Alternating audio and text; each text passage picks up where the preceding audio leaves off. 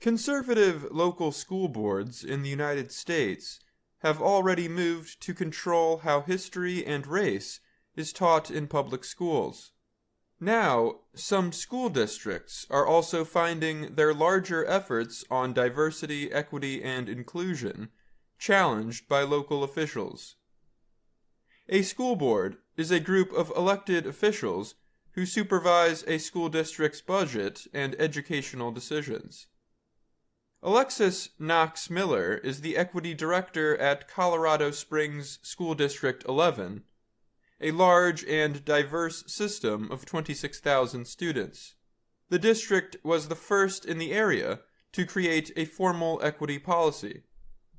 The policy was approved with no opposing votes in May 2020, just 2 days after the killing of George Floyd in Minnesota.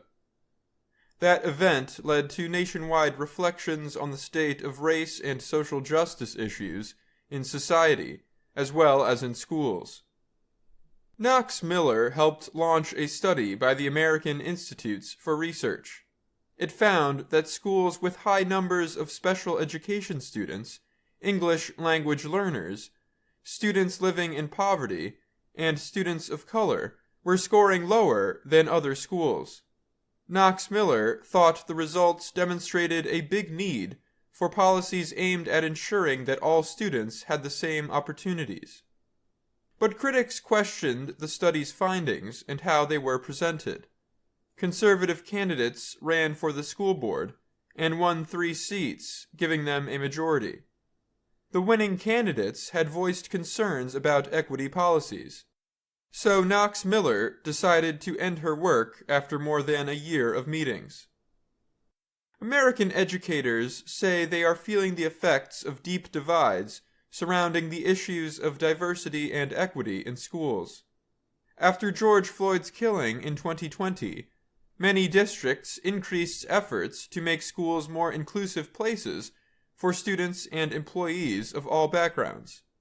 But intense debate over how schools deal with race is leading some districts to rethink or withdraw plans. People were conflating the definition of equity with critical race theory, Knox Miller said. Critical race theory is based on the idea that systemic racism has deeply shaped American society, laws, and policies. It is often taught in higher education settings. But school officials say critical race theory is not taught in K-12 public school systems. However, that has done little to change the minds of opponents. They say school systems are misspending money, creating racial divisions, and shaming white children by supporting programs they view as critical race theory in disguise. Such criticism has led some districts to stop proposals aimed at making schools more welcoming places for students from diverse backgrounds. Work elsewhere has been affected by heated debates about subjects that have been misrepresented as critical race theory. In a political climate that has already led to arguments over pandemic restrictions and vaccine requirements, equity programs are struggling at some schools, said Dan Domenech.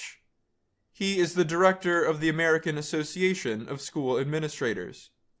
Districts are thinking twice about what they say and what they do and how they go about doing it, because it is having a chilling effect on the whole equity, diversity, and inclusion movement, Domenech said.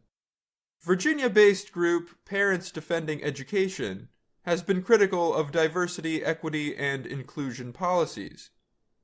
The organization seeks to identify examples of what it sees as problematic programs. On its website, the group identifies one of its goals as fighting indoctrination in the classroom. The organization also seeks a restoration of a healthy, non-political education. In Southlake, Texas, near Dallas, the newly elected conservative majority on the Carroll Independent School District's board killed a diversity action plan in December. The board also ended a diversity planning group as part of a legal settlement. Still, many other programs are continuing as planned. An equity program that schools in Clayton County, Georgia, worked on more than a year ago was designed to keep politics and emotions out of it, said Superintendent Morsees Beasley. Leaders of the equity group say they plan to use data to drive any policy changes.